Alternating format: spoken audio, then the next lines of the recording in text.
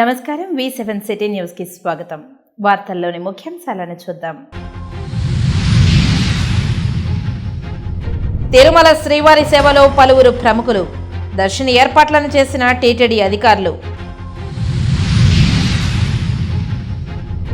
Online యాప్లో మోసం, కుమార్ 5,000 మంది దగ్గర 15,000 కోట్లు వసూలు చేశారని బాధితులు పలమనేరు డీఎస్పీకి ఫిర్యాదు.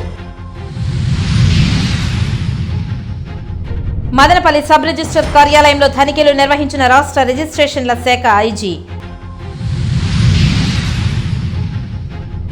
యాదవ్ భవనానికి అఖిల భారతీయ యాదవ మహాసభ నాయకులు విరాళం. శ్రీవారి దర్శనానికి వచ్చే యాదవులకు అన్ని సౌకర్యాలు ఉంటాయన్న యాదవ సంఘం పెద్దలు.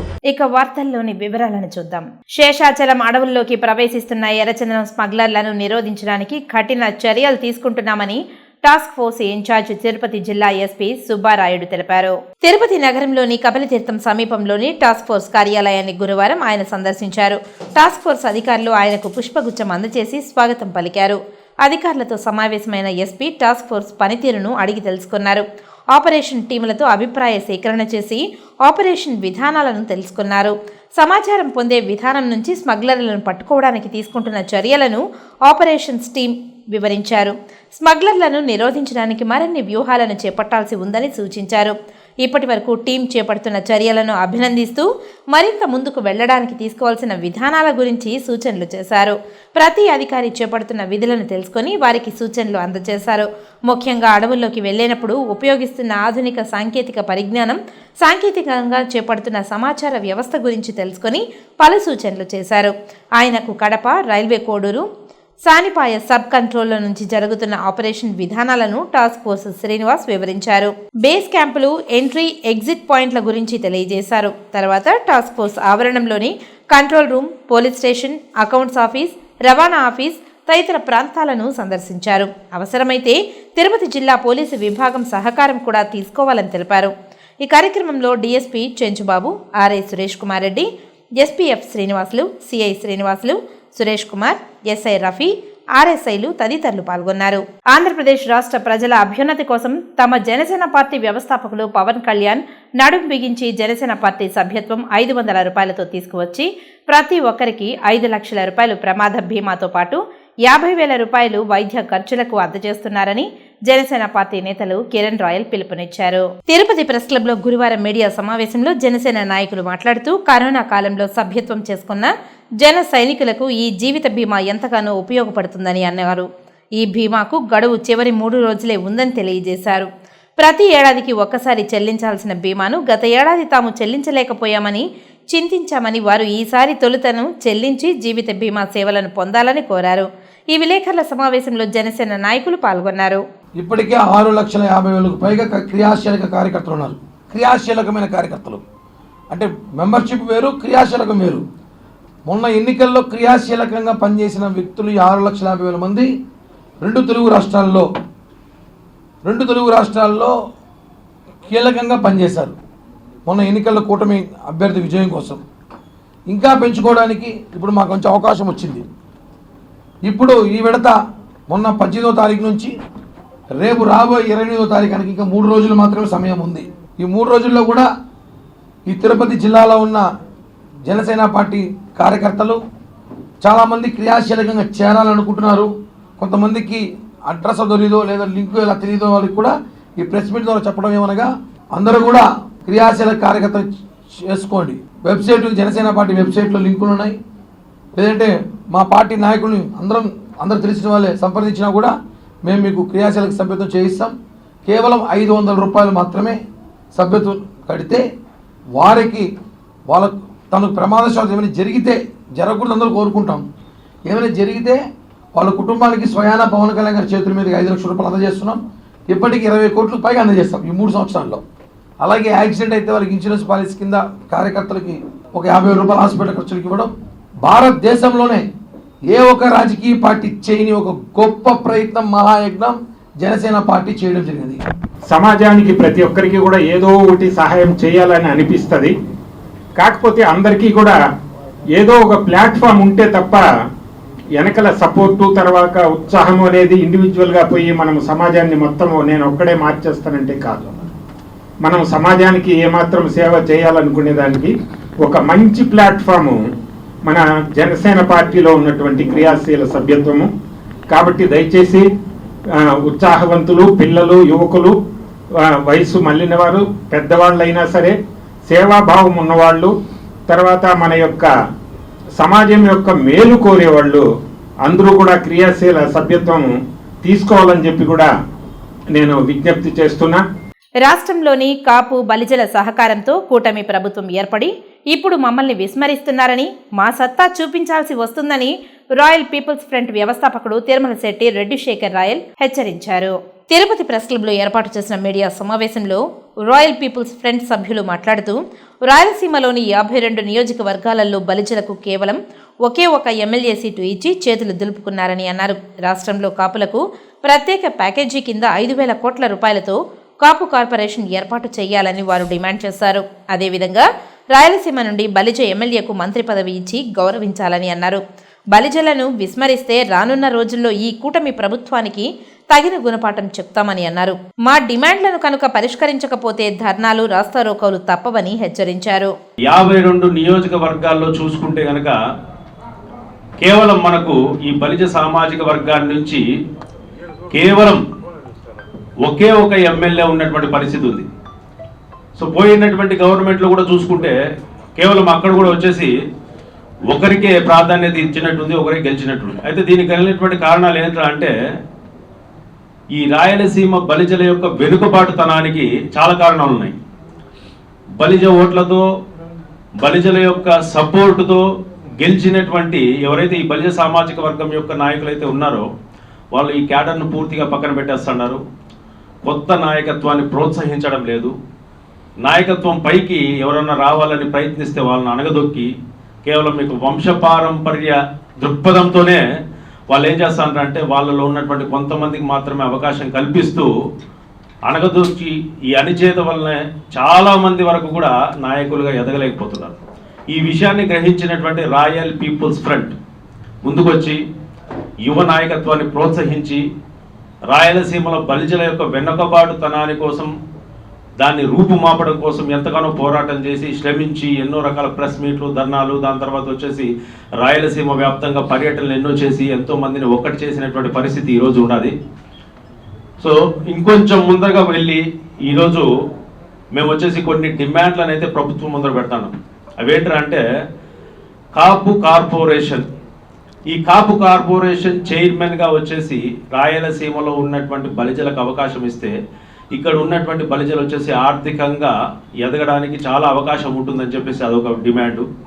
దాని తర్వాత ఎన్నో ఏళ్లుగా వచ్చేసి గతంలో చంద్రబాబు ప్రభుత్వం ఉన్నప్పుడు రిజర్వేషన్ అనేది ఒకటి అమలు జరిగింది. మళ్ళీ గత ప్రభుత్వం వచ్చేసి ఆ రిజర్వేషన్ను రద్దు చేసింది.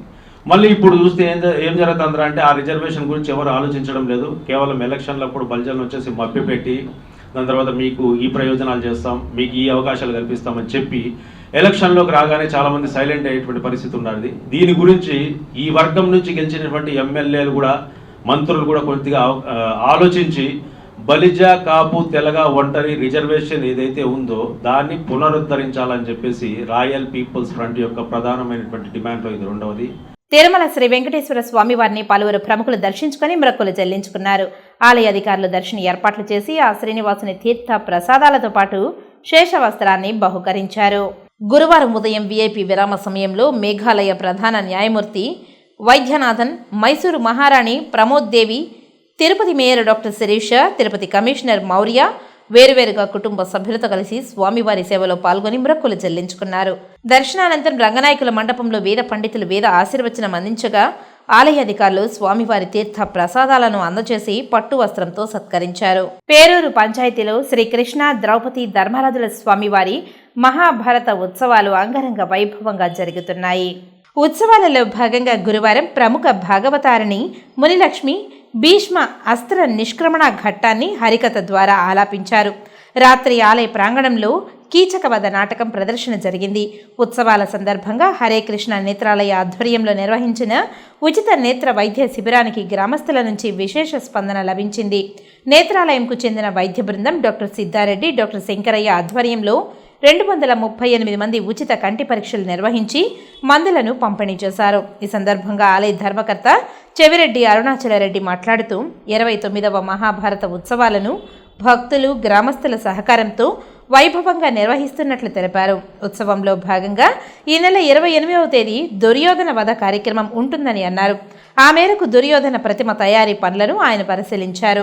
ఈ కార్యక్రమంలో ఆలయ కమిటీ పెద్దలు మట్టా మోహన్ మునిసిద్ధారెడ్డి, మూలం సుదర్శన్ రెడ్డి, ముకుందరెడ్డి తదితరులు పాల్గొన్నారు. 29వ మహాభారత మహోత్సవం అంగరంగ వైభవంగా జరుగుతోంది. ఇక్కడ స్థాపించినటువంటి 29 సంవత్సరాలైనప్పటికీ అప్పటి నుంచి ఇప్పటివరకు కూడా కార్యక్రమాలు జరుగుతున్నాయి దిగ్విజయంగా. జూలై నెల 10వ తేదీ నుంచి 28 వరకు 19 రోజులు మహాభారత కార్యక్రమాలు జరుగుతాయి. అదేవిధంగా వీధి నాటకాలు కూడా జరుగుతున్నాయి. తదుపరి ఈరోజు హరే కృష్ణ వాళ్ళ ఆధ్వర్యంలో ఉచిత కంటి ఆసుపత్రి పేదలకు నిర్వహించబడింది. అదేవిధంగా తర్వాత 28వ తేదీ దుర్యోధన వధ కార్యక్రమం, అదేవిధంగా అగ్నికొండ కార్యక్రమం జరుగుతాయి. కారణం భక్తులందరూ వచ్చి పాల్గొనవలసిన కోరుతున్నాం. గత 29 సంవత్సరాలుగా మహాభారతోత్సవం జరిపిస్తున్నాము. ఈ సంవత్సరం 29వ సంవత్సరం ఇది. రేపు ఈరోజు కూడా ఈ ఇస్కాన్ టెంపుల్ వారి తరఫున మేము కంటి వైద్య పరీక్ష చేపిస్తున్నాము. వాళ్ళకు ధన్యవాదాలు. తర్వాత 28వ తారీఖు లాస్ట్ రోజున దుర్యోధన వధ జరుగుతుంది కాబట్టి భక్తాదులందరూ వచ్చేసి కార్యక్రమాన్ని చేపట్టించవలసిందిగా కోరుతున్నాం. దొంగ ఓట్ల కేసు దర్యాప్తు వేగవంతం చేయాలని జనసేన అధ్యక్షులు deputy CM Pawan Kalyan MLA Arani Srinivasulu కోరారు. అసెంబ్లీ సమావేశాలలో భాగంగా పవన్ కళ్యాణ్ ఎమ్మెల్యే ఆరణి శ్రీనివాసులు, ఆయన తనయుడు ఆరణి మధులు బుధవారం కలిశారు. తిరుపతి నియోజకవర్గ సమస్యలను పవన్ కళ్యాణ్ దృష్టికి తీసుకువెళ్లగా ఆయన సానుకూలంగా స్పందించినట్లు ఎమ్మెల్యే ఆరణి శ్రీనివాసులు తెలిపారు. అయితే దొంగ ఓట్ల కేసు దర్యాప్తు సాధారణ ఎన్నికల ముందు నుంచి ఎవరూ పట్టించుకోవడం లేదని పవన్ కళ్యాణ్ దృష్టికి ఎమ్మెల్యే తీసుకువెళ్లగా తాను డీజీపీ, రాష్ట్ర ఎన్నికల సంఘం ప్రధాన అధికారులతో మాట్లాడినానని హామీ ఇచ్చినట్లు ఆరణి శ్రీనివాసులు తెలిపారు. మరోవైపు టీడీఆర్ బాండ్ల స్కామ్పై విజిలెన్స్ విచారణ జరిపించాలని కోరినట్లు ఎమ్మెల్యే తెలిపారు. మాస్టర్ ప్లాన్ రోడ్ల కారణంగా భూమి కోల్పోయిన ప్రతి ఒక్కరికి పరిహారం అందించేలా చూడాలని పవన్ కళ్యాణ్ కోరినట్లు ఆయన తెలిపారు. తిరుపతి నగరంలో నిర్మిస్తున్న యాదవ భవన నిర్మాణానికి అఖిల భారతీయ యాదవ మహాసభ ఉమ్మడి చిత్తూరు జిల్లాల యూత్ అధ్యక్షులు ఆర్ఆర్ యాదవ్ 50,000 రూపాయలను యాదవ్ సంఘం పెద్దలకు అందజేశారు. ఈ సందర్భంగా అఖిల భారతీయ యాదవ మహాసభ నాయకులు మాట్లాడారు. శ్రీవారి దర్శనార్థం దేశం నలుమూలల నుంచి యాదవ కులస్తులు వస్తుంటారని, అలాంటి వారికి సౌకర్యంగా బస చేయడానికి, అలాగే స్థానిక యాదవులకు సమావేశ మందిరం, కళ్యాణ మండపం అందుబాటులో ఉంటుందని తెలిపారు. రాష్ట్రంలో ఉన్న యాదవ కులస్తులు భవన నిర్మాణానికి తమ వంతు విరాళాలు అందించాలని యాదవ్ సంఘం నాయకులు కోరారు. ఈ కార్యక్రమంలో కట్టా జయరాం యాదవ్, హేమంత్ యాదవ్, జల్లి తులసి యాదవ్, చిరంజీవి యాదవ్, చంద్ర యాదవ్, మహేష్ యాదవ్ తదితరులు పాల్గొన్నారు. తిరుపతిలో యాదవ భవనం భూమి పూజ చేసే దాదాపు 6 నెలలు అయింది. ఇప్పటికీ 3వ స్లాబ్ కూడా పూర్తవుతా ఉంది. ఈ యొక్క యాదవ భవన్కి యాదవుల దగ్గరే డబ్బులు డొనేషన్లు తీసుకొని దీని యొక్క పనిచేస్తున్నాం. అదేవిధంగా ఈరోజు ఈ యొక్క యాదవ భవన్కి తన వంతు సహాయంగా రమణ ఆర్ఆర్ అతని వంతు సహాయం 50,000 రూపాయలు ఈ యాదవ భవన్ నిర్మాణానికి అతని వంతు సహాయం అందించాడు. దీనికి ఇదే విధంగా అందరూ యాదవులందరూ కూడా ఈ యొక్క యాదవ భవన్కి సహకరించి ఈ యొక్క పని తొందరగా పూర్తి చేయడం కోసం అందరూ సహకరిస్తారని కోరుకుంటున్నాను. ఎందుకంటే దేవదేవుడి దగ్గర మొట్టమొదటిగా తిరుపతిలో యాదవ భవన్ ఉంటే మనం నిర్మించుకుంటున్నాం.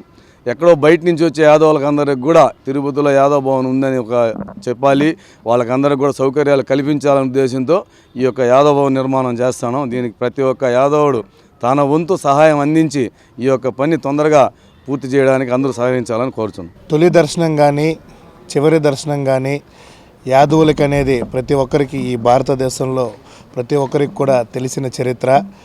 అలాంటి కార్యక్రమాలను ఈరోజు యాదవ్ భవన్ ముఖ్య ఉద్దేశం ఏమంటే ఓన్లీ యాదవులకు సంబంధించిన వ్యక్తులు బయట ఊరు నుంచి వస్తే ఇక్కడ స్టే చేయడానికి, మరొకటి ఏదన్నా యాదవులకు సంబంధించినటువంటి మీటింగులు పెట్టుకోవడానికి, అదేవిధంగా యాదవులు చాలామంది ఉన్నవాళ్ళు లేరు, పేదవాళ్ళు కూడా ఉన్నారు.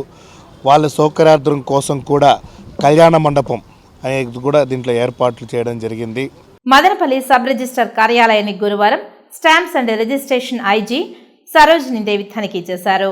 మదనపల్లి సబ్ కలెక్టర్లో ఆదివారం అర్ధరాత్రి ఫైళ్ల దగ్ధం ఘటన దేశవ్యాప్తంగా సంచలనం రేకెత్తించడం తెలిసిందే. ఘటనకు సంబంధాలు ఉన్నాయనే అనుమానాలతో భూ కబ్జాదారులు అక్రమ రిజిస్ట్రేషన్లపై ఐజీ తనిఖీ చేశారు.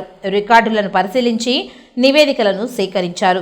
ఇప్పటికే రెవెన్యూ శాఖ ప్రత్యేక ప్రధాన కార్యదర్శి సిసోడియా తిష్టవేసి రెవెన్యూ సిబ్బందిని విచారిస్తున్నారు. అలాగే సిఐడి విభాగంలో మరోవైపు లోతుగా దర్యాప్తు చేపట్టారు. జిల్లా ఎస్పీ విద్యాసాగర్ నాయుడుతో పాటు 11 ప్రత్యేక బృందాలతో అనుమానితులను వేర్వేరుగా ప్రాంతాలకు తరలించి విచారిస్తుండడం తెలిసిందే. DAAI పేరుతో ట్రేడ్ కంపెనీ అంటూ పలువురి వద్ద యాప్లో పెట్టుబడిని పెట్టించి మెఫ్మా సిబ్బంది పలమనేరులో సుమారు 5,000 మంది దగ్గర 15 కోట్లు వసూలు చేశారని బాధితులు ఆవేదన వ్యక్తం చేస్తున్నారు. యాప్ పనిచేయకపోవడంతో పలమనేరు DSPని కలిసి ఫిర్యాదు చేసిన బాధితులు ఈ సందర్భంగా వారు మాట్లాడారు. గడ్డూరులో వచ్చి నన్ను వేయండి డబ్బులు మేము తీస్తాము వాళ్ళు బాగా భర్త ఇద్దరు చెప్పినారు. ఈరోజు ఏ మాత్రము రెస్పాన్స్ లేదు.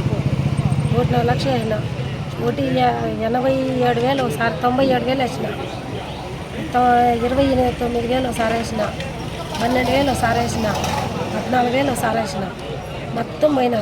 నువ్వు ఎవరు జాయిన్ చేసినావా? నేను ఎవరిని చేయలే, నా కొడుకుని ఒకరిని చేసుకుంటున్నాను. మొత్తం ఎంత పోయింది? మొత్తం 1.5 లక్షలు వేసిన. నీకు మళ్ళీ తిరిగి ఎంత వచ్చింది? 9,000 వచ్చినాయి. ఎన్ని రోజులకి? రోజు 300. ఇప్పుడు ఎన్ని రోజులు ఏం చేసి డబ్బు? 30 రోజులు అయిపోయింది. 10,000 వేసి 30 రోజులు అయిపోయింది. మరి నిన్ను ఎవరు జాయిన్ చేస్తున్నారు? బేబీ ఏం పని చేస్తుంది అమ్మే? ఆర్పి. ఇక్కడ మున్సిపల్ ఆఫీస్లో పనిచేస్తుందా? లేదు, గ్రూపులకి గ్రూపులకు ఆర్పీనా? నవాజ్ గంటావర్లో ఉంటాను నేను. నాకు ఉద్యోగం లేదు, పని ఉండదు, ఏదో డబ్బులు వస్తుంది రూపాయి ఆశపడి నేను చేసినాను డబ్బులు సంపాదిద్దాం అనేసి. ఇలాంటప్పుడు యాప్ ఉంది ఇంత వస్తుంది అని చెప్పి షేర్ చేశారు. లింక్ షేర్ చేసి ప్రమోట్ చేస్తే నన్ను నమ్మి డబ్బులు కూడా చేస్తాను. చాలా మంది నాకు వస్తుందని చూసి ఆశతోనే వేసాను. నేను సంపాదించింది ఏం లేదు. నేను కూడా మోసుకున్నాను 5.5 లక్షల రూపాయలు. నాది సొంత డబ్బు ఉంది. నేను కూడా 1 రూపాయి తిన్న పాప అనేది పోలేదు, చూపించగలను. నా యాప్ నాది కూడా యాప్ ఓపెన్ అవ్వట్లేదు. నేనేం తినేసి ఎక్కడో వెళ్ళలేదు, ఇక్కడే ఉన్నాను. నేను కూడా నాది కూడా జరగని పరిస్థితి కాబట్టి నేను ఒక ఆస్తి వేసినాను. నన్ను చూసి ఏదో నవాజ్ సంభాషిస్తున్నాడని చాలామంది వేశారు. ఎవరికైతే 1 రూపాయి వచ్చిన పాప అనేది ఎవరు పోలేదు. దయచేసి దీని మీద 10 అధికారులు స్పందించాల్సింది కోరుకుంటున్నాను. నా కింద ఉన్నారు. నా కింద అంటే ఇంకా 2-3 మేనేజర్లు వాళ్ళ కింద అంత అమౌంట్ ఉంది. మొత్తం చూస్తే దాంతో 40 లక్షలు అవుతుంది టీం మొత్తం చూస్తే. వాపసు వచ్చింది దాంతోనే ఉంది, తీసుకోలేదు. మండే రోజు విత్డ్రాల్ ఏంటంటే డబుల్ అన్నారు. ఆ డబ్బులు వచ్చి ఉంటేనే నా డబ్బులు కొద్దిగానే వచ్చింది. శుక్రవారం రోజు 99,000 నేను కూడా ట్రాన్స్ఫర్ చేశాను. నా సొంత డబ్బులు మళ్ళీ వేసాను. 1 రూపాయి తీసుకున్న పని పోలే, వడ్డీకి తీసుకుని నేను కూడా తీసుకున్నాను. అమౌంట్ చెప్తున్నారు కంటిన్యూ రోజుకి 300 వేస్తే 2 రోజులకి 30 రూపాయలు. First starting 300 వేయాల్సింది. దాని తర్వాత 12,000కి 12,000 ఎక్స్ట్రా 30 రోజులకి. దాంట్లో 15 రోజుల తర్వాత ఎక్స్ట్రా డబుల్ అమౌంట్ ఇస్తామని చెప్పి వాళ్ళు చెప్పినారు. దాని తర్వాత 33,000 శుక్రవారం వేస్తే శనివారం విత్డ్రా చేసుకోవచ్చు. మీకు కంటిన్యూగా మీ అమౌంట్ మీకు వచ్చేస్తుంది. దాని తర్వాత కంటిన్యూ డబుల్ అమౌంట్ వస్తాయి మీకు అని చెప్పేసి వాళ్ళు చెప్పడం అయింది. దీంట్లో వచ్చి పోలీసు వాళ్ళు ఉన్నారు, విఆర్ఓ, ఎంఆర్ఓ, ఇంట్లో గవర్నమెంట్ ఎంప్లాయీస్ అందరూ ఉన్నారు. కాబట్టి ఒక నమ్మకంతో మేము డబ్బులు వేసినాము. ఇప్పుడు ఈ అమౌంట్ చూస్తే అంతా ఈ స్కామ్ అని చెప్తే ఇప్పుడు దీనికి న్యాయం అడిగేకి ఇక్కడికి వచ్చినాము. దీనికి పోలీసు వారు కానీ ప్రెస్ వాళ్ళు కానీ మాకు న్యాయం చేస్తారని కోరుకుంటున్నాను. పలమనేరు ఎంఆర్ఓ, విఆర్ఓ, పోలీసు వాళ్ళు, ప్రెస్ వాళ్ళు, మన గ్రూపుల్లో డాక్రా గ్రూపుల్లో ఉండే వాళ్ళు, వాళ్ళే గవర్నమెంట్ ఎంప్లాయీసే చెప్పినారు. వాళ్ళు చెప్పిన దానికే మనం వేసుకోండి డబ్బులు. పేర్లు అంతా అందరూ ఉన్నారు. తక్కువ ఉండే 400 మంది ఉన్నారు. 1000 మంది వరకు ఉన్నారు దీంట్లో గ్రూపుల్లో. నా పేరు రాజన్న, నేను ఆటో డ్రైవరు. నాకు వచ్చేసి గొబ్బిల్ కోటూరి మా ఫ్రెండ్ ఈ మాదిరి ఇన్వెస్ట్మెంట్ చేస్తే 12,000 అమౌంట్ పే చేస్తే మీకు డైలీ ఇన్కమ్ వచ్చేసి 840 రూపాయలు వస్తుంది మీకు అని చెప్పినారు. 30 రోజులకు గాను 25,200 వస్తుంది అని చెప్పినారు. సరే అని చెప్పి నేను ఆశపడి చేసినాను. తర్వాత 31వ రోజు వచ్చేసి మనం ఎంత ఇన్వెస్ట్మెంట్ చేసినాము 12,000 ఆ అమౌంట్ మనకు రిటర్న్ అకౌంట్కి వచ్చేస్తుంది అనే దానికి చేసింది. నేనైతే మా ఇంట్లో బంగారు సూతులు ఎత్తికి పెట్టేసి నేను దీంట్లో చేయను. ఎవరు చెప్పినా నీకు? మాకు గొబ్బిల్ కోటూరు అనేసి మా ఫ్రెండే చెప్పినాడు. వాళ్ళు దగ్గర 30,000 దాకా చేసినారు. వాళ్ళది నష్టపోయినారు. వాళ్ళు రాలేదు ఇంకా ఇక్కడికి. నేను ఆ యాస్తో చేసినాను. నేను ఒక్కడే చేయలేదు. నీ కింద జాయిన్ చేసినావా? లేదు, నేను ఒక్కడే. నేను అట్లా ఏదైనా చేయాలనుకుంటే ఏదైనా ముందు వెనక ఆలోచించి చేస్తామనేసి నాది పోతే నాది పోనీ, ఒకవేళ వస్తే నాకు వచ్చిన తర్వాత మళ్ళీ చేపిస్తామనేసి నేను పెండింగ్ పెట్టుకున్నాను. ఫస్ట్ 2 లక్షలు వేసుకున్నాను. మళ్ళీ డైలీ వస్తూ ఉండింది. ఉండబట్టకుండా మళ్ళీ ఏదో ఆఫర్లు ఇచ్చినారు, బోనస్ వస్తుంది అనేసి మళ్ళీ వచ్చిన డబ్బులంతా వేసి మళ్ళీ ఊళ్ళో కొనుక్కుంటే వారం బట్టి 10 రూపాయలు బట్టి తీసుకొచ్చేసి దగ్గర 3 లక్షల దాకా వేసాను. గోమునే అనుకుని ఇంకొక నెంబర్ కూడా నా నెంబర్కి దాంట్లో ఒక పర్సనల్గా ఒక 59,000 వేసినాను. మధ్యలో ఇప్పుడు ఏం చేయాలో అర్థం కాకుండా గుండె తొప్పి వేసుకుని తిరుగుతాను. మొత్తం ఎంత వేస్తున్నారు? బాధలు అయిపోయి దగ్గర 3-4 లక్షలు రావాలి మనం. పొలమనేరు, గంగవరము ఈ చుట్టుపక్కల ప్రాంతాల్లో ఉన్నటువంటి చాలామంది ప్రజలు ఏదో ఒక లింక్ వస్తుంది, యాప్ వస్తుంది, దానిలో మేము చాలామంది డబ్బులు ఇన్వెస్ట్ చేస్తున్నాము, మేము మోసపోయామని ఈరోజు మా ఆఫీస్ దగ్గరికి రావడం జరిగింది. సో ప్రజలందరికీ ఒకటే చెప్తున్నాను, దయచేసి ఇలాంటివి ఎవరు నమ్మొద్దు. దానికి ఏమి చట్టబద్ధత ఏమి ఉండదు. ఎవడో ఏదో వచ్చాడు చెప్పాడు, పక్కింటి ఆయన ఇన్వెస్ట్ చేశాడు, నేను కూడా ఇన్వెస్ట్ చేశాను అన్న దానికి నష్టపోయేది మీరే. మీరు అందరూ కలిసి ఈరోజు ఇక్కడికి వచ్చారు, బాగానే ఉంది. ఫస్ట్ పోలీస్ స్టేషన్కి వెళ్ళి కంప్లైంట్ ఇవ్వండి, దాని మీద కేసు రిజిస్టర్ చేస్తారు, ఇన్వెస్టిగేషన్ జరుగుతుంది. దానికి బాధ్యులు ఎవరైతే ఉంటారో వాళ్ళందరి మీద చట్ట ప్రకారంగా మేము తీసుకోవాల్సిన చర్యలన్నీ తీసుకుంటాము. మీ అమౌంట్ ఎంతెంత ఇన్వెస్ట్ చేశారనేది మీరు డీటెయిల్స్ ఇస్తే మళ్ళీ మీ బ్యాంకు అకౌంట్స్ కన్నా లెటర్స్ పెట్టి అది ఏ అకౌంట్కి వెళ్ళింది, అసలు మీరు ఫిజికల్గా డబ్బు ఇచ్చారా లేకపోతే ఏం జరిగింది, ఇవన్నీ కూడా వెరిఫికేషన్ చేయాలి. చేసిన తర్వాత మనం ఏం చేయాలనేది అప్పుడు చేద్దాం. అంతే తప్ప ఈలోగా మీరు పొరపాటున ఎవరో పక్కింట ఒక 10 లక్షలు పెట్టారు, ఇంకోటి 2 లక్షలు పెట్టాడు, దీంట్లో కొంతమంది ఎవరో అఫీషియల్స్ కూడా ఇన్వాల్వ్ అయి ఉన్నారు అంటే వాళ్ళు కూడా ఇన్వెస్ట్ చేశారని మీరే చెప్తున్నారు. వాళ్ళు ఎవరెవరైనా ఉండొచ్చు. మా బాధ అంతా కూడా పేదవాడు కూలీ చేసుకొని డబ్బులు సంపాదించుకొని ఆ ఉన్న డబ్బును కూడా ఇలాంటి వాళ్ళు మాటలు నమ్మి దాంట్లో పెట్టేస్తే, ఒక ఆయన చెప్పాడు ఇందాక వచ్చి, ఆయనకున్న మోటార్ సైకిల్ కూడా ఎక్కడో కుదవబెట్టి ఆ డబ్బులు అక్కడ ఇన్వెస్ట్ చేశానని చెప్తున్నాడు 42,000. ఇంకొక ఆవిడ డ్వాక్రా మహిళ కూడా సుమారుగా 1,00,000 రూపాయల దాకా పెట్టానని చెప్తుంది. ఇంకొక ఆవిడ 70,000 పెట్టానని చెప్తుంది. సో ఇవన్నీ చేయడం వల్ల మీ అమాయకత్వాన్ని మీరే ఎగ్జిబిట్ చేసుకుంటున్నారు. దయచేసి గుర్తుపెట్టుకోండి. ఈరోజు మనం బ్యాంకుకు వెళ్ళి ఒక లోన్ తీసుకోవాలంటేనే మన దగ్గర చాలా డాక్యుమెంటేషన్ అడుగుతారు వాళ్ళు. అలాంటిది ఎవడో ముక్కు ముఖం తెలియని వ్యక్తి ఏదో ఊర్లో వచ్చాడు, మాట్లాడాడు, వాడు చెప్పే మేము నమ్మేశాము, డబ్బులు ఇచ్చేసాము అని అంటే ఎంత హాస్యాస్పదంగా ఉందో ఒకసారి మీరు ఆలోచన చేయండి. కనీసం మీరు ఇప్పటికైనా మేలుకున్నారు, మా పోలీస్ స్టేషన్కి వచ్చి కంప్లైంట్ ఇవ్వండి, పట్టుకుంటాము, డెఫినెట్గా వాళ్ళ మీద చర్య తీసుకుంటాము. మీకు ఎంతవరకు నష్టం జరిగిందో మీ బ్యాంకు ఖాతాల్లోంచి వాడి ఖాతాలోకి ఎంత అమౌంట్ పోయిందో అవన్నీ కూడా ఫ్రీజ్ చేయడం జరుగుతుంది. దీంట్లో NCRB అంటే నేషనల్ క్రైమ్ రికార్డ్ బ్యూరో ఉంది మనకు భారతదేశానికి. వాళ్ళు కూడా ఇలాంటి ప్రజలు మోసపోకూడదని చెప్పేసి ఒక టోల్ ఫ్రీ నంబర్ కూడా పెట్టారు 1093. మీరు దానికి కూడా ఫోన్ చేసి చెప్పొచ్చు, అయ్యా మాకు ఇంత డబ్బు మేము ఇట్లా ఇన్వెస్ట్ చేసాము, ఇట్లా జరిగిందని చెప్తే మీకు ఒక దాని నుంచి ఒక రిజిస్టర్ అయినట్టుగా మీకు ఒక నంబరు మీ రిజిస్టర్డ్ మొబైల్కే వస్తుంది. అది పట్టుకొని కూడా మీరు బ్యాంకుకి వెళ్ళి చెప్పొచ్చు, ఇట్లా మేము ఇంత అమౌంట్ ఇన్వెస్ట్ చేసాము, ఇట్లా జరిగిందని కూడా చెప్పొచ్చు. దానికి పోలీస్ స్టేషన్కి వచ్చి కంప్లైంట్ ఇవ్వాలనే ఇది కూడా ఏం లేదు. సో మీరు కంప్లైంట్ ఇస్తే మేము ఇన్వెస్టిగేషన్ చేస్తాం దీని గురించి. రాష్ట్ర రెవెన్యూ శాఖ ప్రత్యేక అధికారి సిసోడియా సబ్ కలెక్టర్ కార్యాలయంలో ప్రజల నుంచి అర్జీలను స్వీకరించనున్నారు. బాధితులు తమ భూములు ఆక్రమం చేశారని, ఏదైనా భూ సమస్య ఉంటే అర్జీల ద్వారా తెలియజేస్తే పరిశీలించి న్యాయం చేసే దిశగా అధికారులు ముఖ్యమంత్రి సూచించారు. బాధితులు ఒక్కసారిగా పరుగులు తీసి సిసోడియా అధికారికి అర్జీలు అందించడానికి క్యూలు కట్టారు. గంటల సమయం వేచి ఉండి వర్షం పడటంలో లోపలికి పరుగులు తీశారు. కబ్జాదారుల నుంచి తమ భూములను కాపాడండి అంటూ ప్రజలు సబ్ కలెక్టర్ కార్యాలయం ఎదుట అర్జీలతో తమ గోడును వెళ్లబుచ్చుకున్నారు. మా భూములు కబ్జాలకు గత అధికార ప్రభుత్వ నాయకులు భయపెట్టి లాక్కున్నారని, వారికి అధికారులు కూడా వత్తాసు పలికారు అంటూ మదనపల్లి సబ్ కలెక్టర్ కార్యాలయం ఎదుట మొరపెట్టుకుంటున్నారు. మాధవరెడ్డి అనే అతను మా దాంట్లో పునాదులు ఇవన్నీ చేసి అనేక రంగులు చేయాలని దర్శనంగా ప్రయత్నిస్తున్నారు. మేము అధికారులకి అప్లై పెట్టుకున్నాము. మాకు ఇంతవరకు న్యాయం జరగలేదు. నేను వికలాంగుడిని, ఎక్కడ తిరగలేను. సబ్ కలెక్టర్ వారు మాకు దయదర్చి మా భూమి మాకు ఇప్పించాల్సిందిగా కోరుతున్నాను. తిరుపతిలోని శ్రీవారి భక్తుల కోసం టీటీడీ కేటాయిస్తున్న టైమ్ స్లాటెడ్ సర్వదర్శనం టోకన్ల కౌంటర్లను జేఈఓ సాయంత్రం తనిఖీ చేశారు. ఈ సందర్భంగా జేఈఓ శ్రీనివాసంలోని SSD టోకన్లు జారీ కౌంటర్లు, క్యూ లైన్లను పరిశీలించారు. అనంతరం విష్ణు నివాసంలోని గదుల కేటాయింపు, SSD టోకన్ల కౌంటర్లను, క్యూ లైన్లను పరిశీలించి పలు సూచనలు చేశారు. కలకత్తాకు చెందిన Moto World CEO Shri Tushar Chaudhari 2.45 లక్షల విలువైన 2 ఎలక్ట్రికల్ స్కూటర్లను టీటీడీకి విరాళంగా అందించారు. ఈ మేరకు శ్రీవారి ఆలయం ఎదుట జేఈఓ వీరబ్రహ్మంకు మోటో వరల్డ్ సంస్థ ప్రతినిధులు స్కూటర్ తాళాలను అందించారు. ఈ కార్యక్రమంలో తిరుమల DI సుబ్రహ్మణ్యం పాల్గొన్నారు. నగర మేయర్ డాక్టర్ శిరీషాని మర్యాదపూర్వకంగా కలిసి పుష్పగుచ్చం అందజేసి తిరుపతి నగరపాలక సంస్థ నూతన కమిషనర్ నారపురెడ్డి మౌర్య తిరుపతి నగరపాలక సంస్థ కార్యాలయంలో కమిషనర్ గా బాధ్యతలు చేపట్టిన అనంతరం తిరుపతి నగరపాలక సంస్థ మేయర్ డాక్టర్ శిరీషాని తాతానగర్లోని వైష్ణవి హాస్పిటల్లో మర్యాదపూర్వకంగా కలిసి పుష్పగుచ్చం అందజేశారు. ఈ సందర్భంగా మేయర్ డాక్టర్ శిరీష సాదర స్వాగతం పలికి కమిషనర్ కు అభినందనలు తెలియజేశారు. వార్తలు ముగించే ముందు ముఖ్యాంశాలు మరోసారి. తిరుమల శ్రీవారి సేవలో పలువురు ప్రముఖులు, దర్శన ఏర్పాట్లను చేసిన టీటీడీ అధికారులు.